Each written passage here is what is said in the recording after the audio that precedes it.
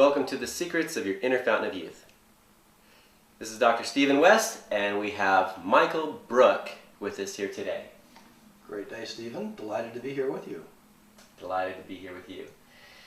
And the big news for today is we have a new author of a new book. Michael, what is it why did you have to go kind of crack the code or unveil the secrets of the universe? It seems like your book is really teaching the next level of the secrets behind the secret. Well, boy, great question, and I'm not quite sure how to answer that. I think a lot of times we get on a path. I think I was put on this path towards holistic health and wellness in the early 80s when I met your dad. And that started the process, and a lot of it has just been, I would say, inner guidance. I've certainly gone in directions I hadn't planned or thought about, but there's always been this inner quest to know truth and get to what is the underlying cause. So that takes you into a number of different areas in the field of holistic health. When you start seeing how emotions and thought affect your physical health, well, that starts to take you a little bit deeper. Well, what's behind the emotions and the health? And that starts moving us into the world of soul, spirit, and people have different understandings and definitions of those things. But what I find fascinating is this merger that's happening between science and spirituality, and how science is proving many things that have been taught in various religions around the world. And so you have been very successful in different aspects of your life. In your book, you start out by sharing a little bit of that success in the acrobatic and aerialist skiing area. You were the very first person to be #1 in that area? Well, it depends on how you define that. I mean, I think there are always several really good people at the top. I was the premier skier on the professional freestyle circuit in the aerial acrobatic event. Very early on. Yeah, in the pioneering days of the sport. And this is before we had water ramps into pools where if you made a mistake, you're okay. We had to go out and build a jump in the woods, and because the ski area that sponsored me wouldn't let me jump on the mountain because of insurance issues. So it's like, we'll take the advertising you give us, but we don't want you getting hurt on our mountain. So we had to go up to Vail Pass in Colorado, build a jump, and that's where I learned a lot of skills.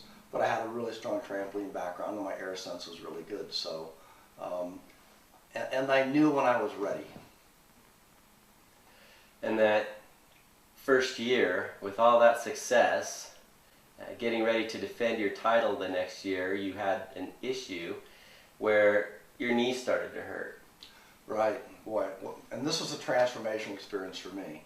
I mean, the first year I won a car, I won a lot of money, I got great sponsorship, I had a write-up in Skiing Magazine, made a promotional movie. It was like one of those dream come true years. And the next year I was, looking forward to more of the same. And second or third day the ski area is open, my knee just started to hurt. Didn't fall, didn't twist it, just started to hurt.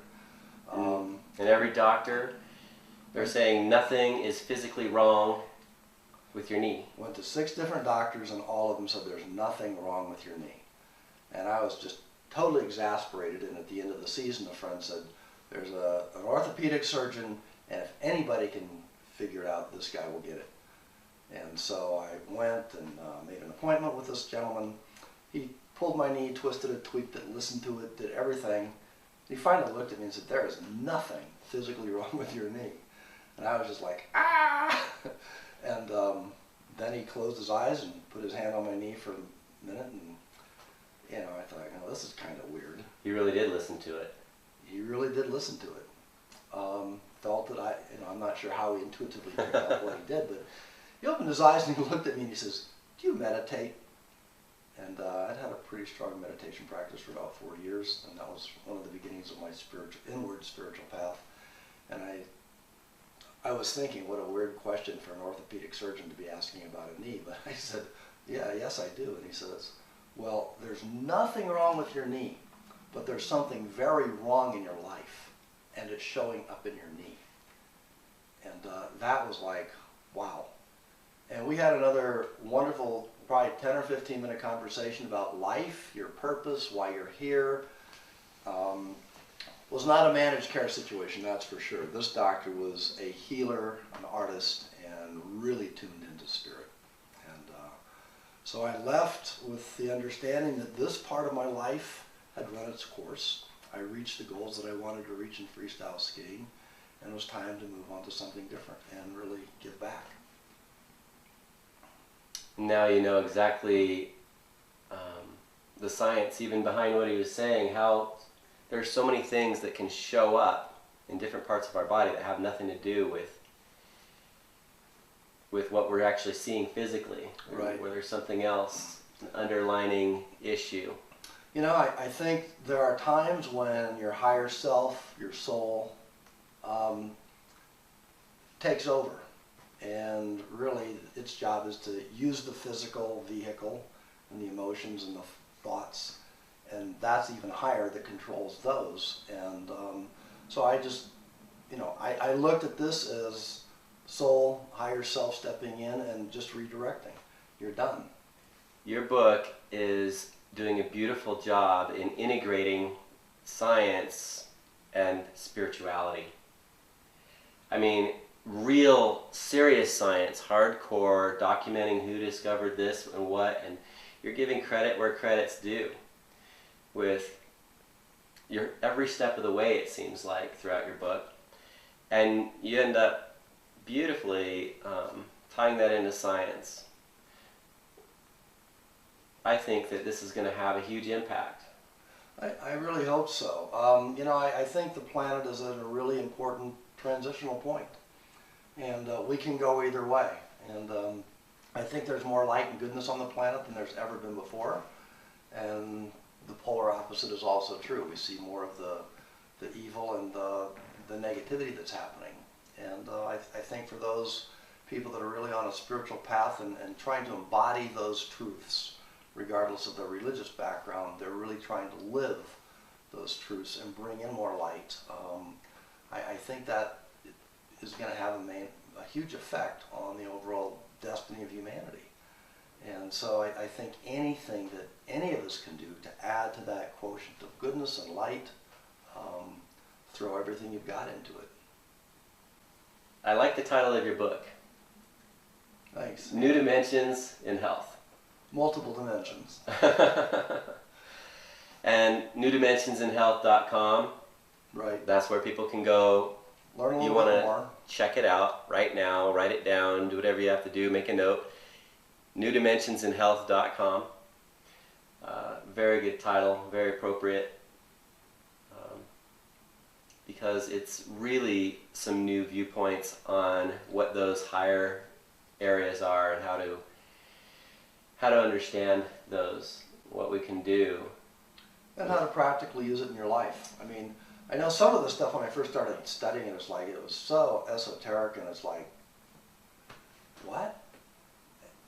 No practical value.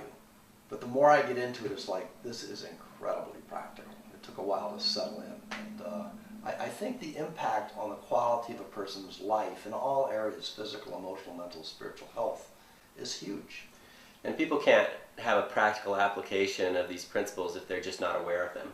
No, that's the first step. Just by learning about what these laws are alone, that awareness helps people start applying the principles right away. Yeah. It's that Well, simple. And when you have a really cool discovery or something, it really connects with you. It's like, wow, this is so cool. I mean, you naturally want to share it. And I think that's just an innate human quality, to want to share the goodness that you've discovered and have other people experience that too. This is something that is very important. This is one of the best books. Get a copy, read it. So, and share it. It's something that as you read this book, you're going to want to share it with everybody. It's one of those books. This is something that, there are books that have a lot of recycled information, and there are books that are really special, that are really taking people to another level in another way, and they're quite unique. I can tell that you've put a lot of years. This isn't something where you took a few books or whatever and copied a bunch of information, mixed it up because it was legal and threw it out in the marketplace. This is something that you've had a lot of personal growth on for many years. This is when it started, back when you were the #1 aerialist skier. And just last night, yesterday evening, you went to Oker Park, which was built during the Olympics, 2002, Right. and hit the platform. And how long had it been since you'd done that off a platform? It was a double front half twist. It's been probably 20 years, and it's something that I've wanted to relearn, and did a lot of visualization, and my heart was really beating because I don't like messing up at 10 meters. But gosh, it felt good to do again. And so, yeah, I kind of like being almost 62 and still performing at an elite level. It just feels really good, and it just... So that's another thing that you've done for many, many years. Yeah. How about the trampolining? I mean, I haven't seen anyone, especially at your age, with your level of skill. And it's definitely an elite level that you've achieved in your life, or a high performance level that you've achieved in your life. And I think that the way we think about one area of our life, it integrates into other areas. It's Absolutely. I don't think it's how we do everything, but the way we do one thing is how we do most things. Some people say the way you do anything is how you do everything, and I don't actually believe to that level. Right. But I think we gotta, yeah. But probably how we do most things is, there's a lot of truth to that statement. Well, you've been someone who's been a high performance type person your whole life.